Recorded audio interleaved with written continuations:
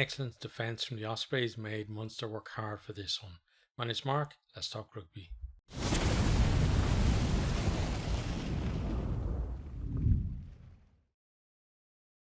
Munster struck early in this one. First of all, Nash with a brilliant take on a high ball. Munster then go to the width. Hodnett with a really good carry on the left. They get pushed back a little bit, but then they come again. They go right, and then Zebo goes outside Giles and grounds on the line. Crowley converts for 7 points to 0.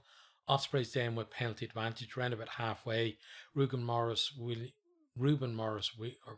Williams dinks the ball into space. Then Morgan Morris gets to that bouncing ball first, offloads it inside to Giles, and he's away and goes over to score, converted by Williams to tie it up at 7 points all. Ospreys then putting lots of pressure on in the scrum. You have a number of resets on that first scrum. I thought maybe Ospreys should have gotten a penalty in that one. It's like the scrum was just an absolute mess. I don't know how, nothing was given in that. But then they do get a penalty about a minute later when it was probably a tighter contest in the scrum, but there was good work from both in that one, and penalty to Ospreys, and they were on top in the scrum for probably about the first 60 minutes or so, and then it kind of flipped. Like Munster had, in that 60 minutes it wasn't all one way. Like Munster got a few themselves, but for the majority of it, it was Ospreys on top. Then from there, that leads to a good period of play from them before Byrne gets over the ball to win a penalty. And seeing Byrne and Tipperick at the breakdown today, like two masters, and both wearing the blue scrum caps as well, that must be like, to be like some kind of badge of honor or something, or membership for like just being an asshole at the breakdown, because those two are just brilliant at it. But he wins a penalty. They then win another penalty at the line out, and they go to the line into the 22. Ospreys then collapse them all, and it's another penalty to Munster. Munster decide to go to the corner. Ospreys ping for in at the side of the maul. Munster, though, they continue to go forward, and Scannell breaks off, and he drives over, and he does well to actually get it down, because Williams tried to hold him up. Crowley converts for 14 points to 7. Munster then win a scrum penalty. Ospreys not driving straight on this one, and at that stage the scrum felt very competitive before, as I said, Ospreys kind of took control in the middle part of the match. Munster then not making ground in the carries, so Crowley decides to try a crossfield kick. Daly volleys it in behind, but Nagy covers well to prevent a score. We then have a clever kick through from Zebo that forces Owen Williams to carry it into touch about 10 metres out. Great chance for Munster. Scannell then breaks off the maul again. This time he stops short, but it's a penalty. Ospreys get a warning for too many penalties. Crowley then pops the penalty over for 70 points to 7. You then have another scrum penalty to Ospreys, this time Archer with a slip, and it feels like there's a good chance now for them to hit back as they go up the line. They try to a set move, Tipperick takes it, beats it back immediately, and then they go straight back out to Dewey Lake, and they're trying to isolate Craig Casey there in the tram lines, but Casey is up for it. He puts in a great hit and gets him, actually just about bunts him into touch, and then gives him some verbals afterwards too. He looked like he was very happy with his work in that one. Then Byrne, he's playing Tipperick's arm in the line out, and Ospreys, they decide to kick into the corner. It feels like they have to come away with a score here, to not let the Munster get too far away from them. Jack Morgan, he goes close. Munster then, they drive Morgan Morris back about 5 metres out from the line, and then the move fizzles out, but we come back for that Ospreys penalty for Peter Manny was closing the gap in the second line out. Ospreys off for the scrum. Munster, though, they get the nudge and they win the penalty, and it just felt like a big moment in the game. I actually tweeted at the time that, have we just seen the moment that Munster won the game? And then halftime was 17 points to 7. Ospreys with another good period of possession at the start of the second half before Byrne gets in there, gets off the line well, forces the knock on from Dewey Lake in the tackle. Lake then has hands on the ground and gives away a penalty. And to set it in commentary, and I agree, he had time. He didn't have to do that. He could have composed himself and just gone for the ball, and it would have been a clear penalty to Ospreys. Munster though kick up the line to about 10 metres out. They maul it within 5 metres, and then Coombs, he gets to within a metre. There are more kind of carries from there. Coombs stopped a second time, another few recycles. He then gets a third bite at it, but really impressive defence from the Ospreys as they hold them up over the line. There was a knock on though just before that, so Munster have a scrum under the posts. They win a free from the scrum. Munster decide they're going to go for a tap. There's a good tackle then from Tipperick, just gets in low there and slices down, as they're trying to form a maul basically and get over, but he completely halts the momentum. Munster then knock on close to the line. Ospreys hanging on in there. They win a penalty then in the scrum, and that allows them to clear the ball. And Ospreys, they've been super competitive with their counter rucking and just making life really difficult for Munster. But then Giles, maybe a little bit too enthusiastic, comes in at the side, gives away a penalty. We have a teammate check for a high hit for Dewey Lake, but it's not foul play, so we play on. And it was dealt with very quickly between the referee and the teamo in that one. Some really good officiating in this game overall. Huge physicality from both teams.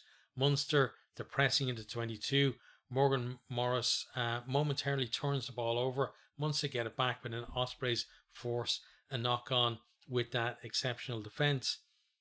Munster then win a penalty in the scrum, and it's a measure of how well Ospreys had been defending, because Munster just immediately, like, penalties given, you hear we're going for the post straight away. There's no debate about it. Just we're taking the points.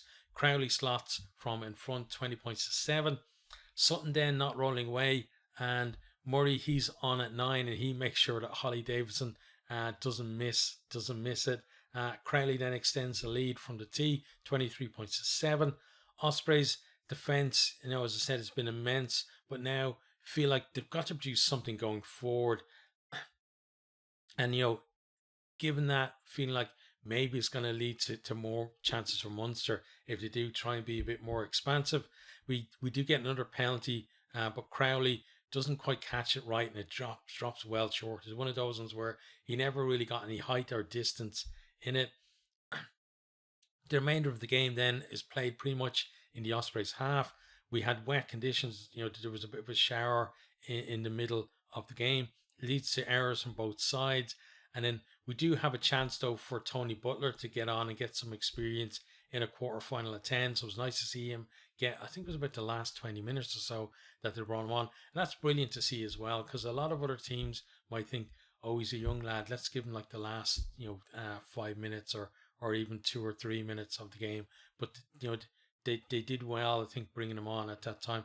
And he did, he had a few appearances early on in the season, and he looked impressive. He looked good in this one as well. You can see there definitely is raw talent there. Maybe he needs to be shaped a little, but that's what game time is going to help do for him. Ospreys then, they're offside. Crowley taps the penalty. We're in the red, so he gets off the field to end the game. 23 points to 7 full time. So we're going to have a look at the stats.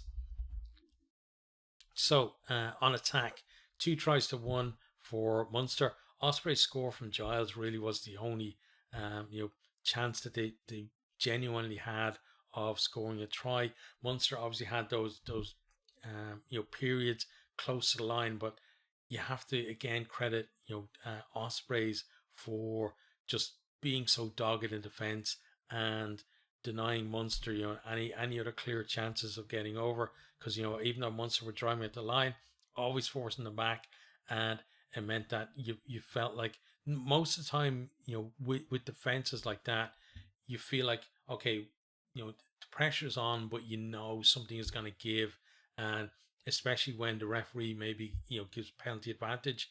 But that didn't happen with the Ospreys. They stayed clean and they trusted each other as well, and it was a brilliant showing from them. Possession, then 57 points to 43 in favour of Munster. 2 clean breaks to 4, so again, not a hugely expansive game. And Ospreys, really the only clean break that really was of any consequence was the one that led to the try. Defenders beaten then 10 for Munster, 7 for Ospreys. Offloads 6 to 4, but it wasn't really a big offloading game. Like, again, probably the most kind of impactful offload, I would say, of the game was that one that set up the Giles for Ospreys try.